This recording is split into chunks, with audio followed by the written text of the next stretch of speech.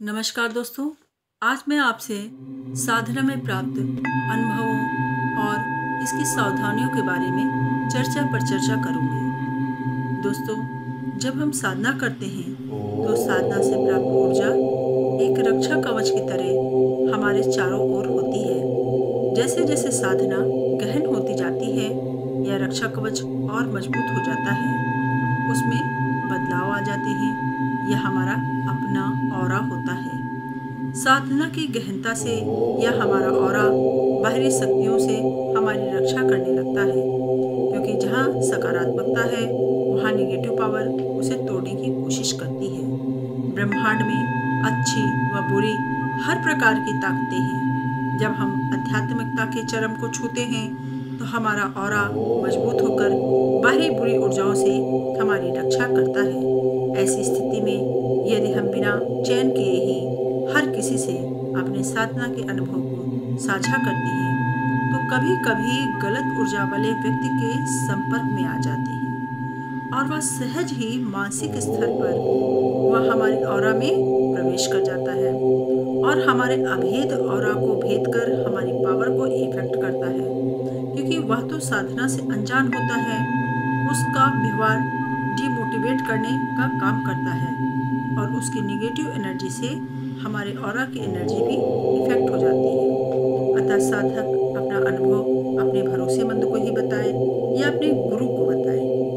गुरु साधक की मनोदशा को जानकर उचित मार्गदर्शन कर देते हैं और यदि कोई गुरु नहीं मिल रहा है तो अपने अंतर मन की, अपनी अंतरात्मा की आवाज को सुने। अंतर्मन जो कहे उसी के अनुसार साधना को आगे बढ़ाते हुए उसे मजबूत बनाए। यह कहना चाहती हूँ कि पॉजिटिव व निगेटिव दोनों ही प्रकार के लोगों की एनर्जी से हमारा ऑरा इफेक्ट होता है।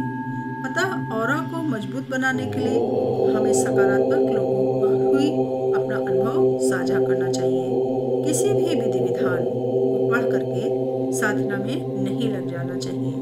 साधना विधियों को प्रयोग किसी योग गुरु के मार्गदर्शन में ही करना चाहिए। आधा अधूरा ज्ञान लेकर कोई भी विधि विधान न करें। चक्र साधना अनंत की यात्रा है।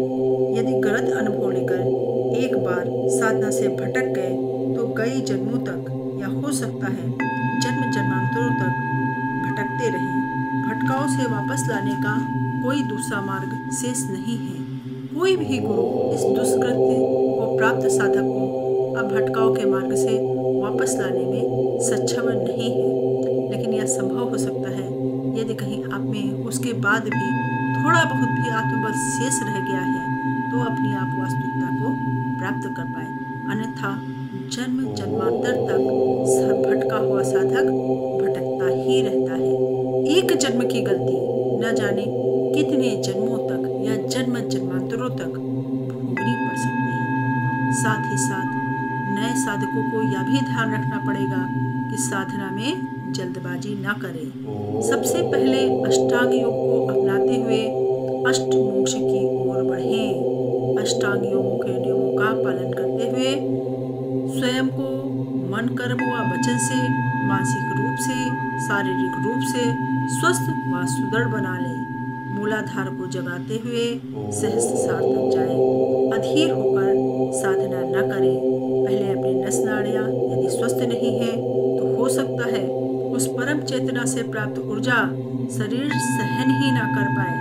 अस्वस्थ शरीर इतनी ऊर्जा सहन करने में सक्षम ही ना हो पाए। ऐसी अवस्था में यह आध्यात्मिक ऊर्जा आपके शरीर का ही भक्षण कर डालेगी, जिसके लिए साधक स्वयं जिम्मेदार होगा। आशा करती हूँ आप सभी से, आप सभी साधक अपनी साधना को क्रमानुसार ही करेंगे और अपने जीवन को परम चेतन, आनंदमय व शुद्ध बनाएंगे। शुभ आशीष।